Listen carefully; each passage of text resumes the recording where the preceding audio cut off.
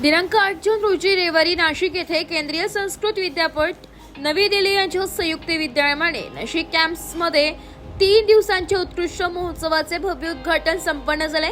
महोत्सवाच्या पहिल्या दिवशी पुढील 10 वर्षांसाठी सुसंस्कृत प्रचार योजना या विषयावर एक परिसंवाद आयोजित करण्यात आला होता, ज्यामध्ये देशभरातील संस्कृत विद्यापीठांचे कुलगुरू, विद्वान आणि संशोधक उपस्थित होते। या प्रसंगी कवी कुलगुरू कालिदास संस्कृत विद्यापीठाचे माजी कुलगुरू पंकज टी चांदे यांनी संस्कृत शिक्षणाची सद्यस्थिती आणि भविष्यातील दिशा यावर आपले विचार मांडताना म्हटले की संस्कृत शिक्षणात आधुनिकता आणणे आवश्यक आहे। वेदांच्या अभ्यासासोबत संगणक आणि इंग्रजी भाषेला जोडून संस्कृतीची उपायुक्तता सर्वसामान्यांपर्यंत पोहोचवली पाहिजे। देशभरातील संस्कृत विद्यापीठांची एक संघटना स्थापन करावी, ज्याचे नेतृत्व नवी दिल्लीतील केंद्रीय संस्कृत विद्यापीठाचे कुलगुरू प्राचार्य श्रीनिवास वरखेडी यांच्याकडे सोपवावे असे त्यांनी सुचवले। पुढे चांडे म्हणाले की विद्यापीठांना बहुतेकदा सरकारकडून मंजूर केलेले अनुदान मिळत नाही। संस्थांना पूर्णपणे सरकारवर अवलंबून राहण्याऐवजी स्वावलंबी व्हावे लागेल। संस्कृतचा अभ्यास केल्यानंतर आर्थिक संधी निर्माण झाल्यास विद्यार्थ्यांची संख्याही वाढेल। ते म्हणाले की मंजूर पदापैकी फक्त 5 ते 10% पदे भरली जाते, ज्यामुळे संस्कृत विभाग बंद होण्याच्या मार्गावर आहे। संस्कृतमध्ये कृत्रिम बुद्धिमत्तेचा वापर देखील शक्य आहे। ते असे देखील म्हणाले की जर संस्कृत वाचवायचे असेल तर संघटित होणे आवश्यक आहे। ज्यांना संस्कृत माहीत आहे तेच संस्कृतीचे रक्षक आहेत। ही हट्टीपणा सोडून द्या। कृत्रिम बुद्धिमत्ता देखील संस्कृतमध्ये प्रवेश करते आणि ती काळजीपूर्वक वापरली पाहिजे। प्राचार्य वरखेडी यांनी विद्यार्थ्यांची संस्कृतबद्दलची आवड वाढवण्यावर भर दिलाय। कार्यक्रमाचे अध्यक्षस्थान भूषवताना केंद्रीय संस्कृत विद्यापीठाचे कुलगुरू प्राचार्य श्रीनिवास वरखेडी म्हणाले की ज्याप्रमाणे संगीतात लय असते त्याचप्रमाणे शास्त्र आणि विद्यार्थी यांचा समन्वय आवश्यक आहे।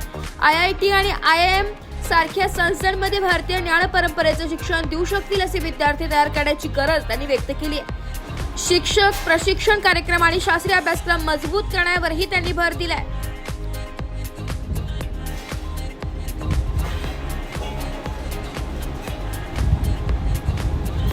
कार्यक्रमादरम्यान प्रसिद्ध संस्कृत लेखक नित्यानंद मिश्रा यांनी संस्कृत सेवा वृत्ती पुरस्कार देऊन सन्मानित करण्यात आले। पुरस्कार स्वीकारताना ते म्हणाले की संस्कृतची पूजा करणे हा माझा धर्म आहे। संस्कृतची सेवा करणे आणि प्रेम करणे हे प्रत्येकाचे कर्तव्य आहे। कुर्वन् अग्रेसरः वर्तते। अद्य भारते संस्कृतस्य चर्चा यदा भवति विश्वविद्यालयानां चर्चालयस्य विचारः भवति।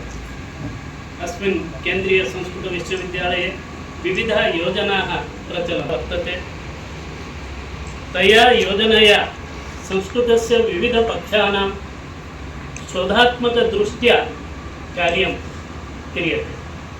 अतः विश्वविद्यालयानां पाठशालानां कृते केन्द्रीय संस्कृत विश्वविद्यालय पक्षतः अनुदानं कारणतः जनिष्यमानाः याः समस्याः सर्वत्र विश्वविद्यालयेषु शास्त्री का क्या होगा, आचार्य का क्या होगा, शास्त्र का क्या होगा।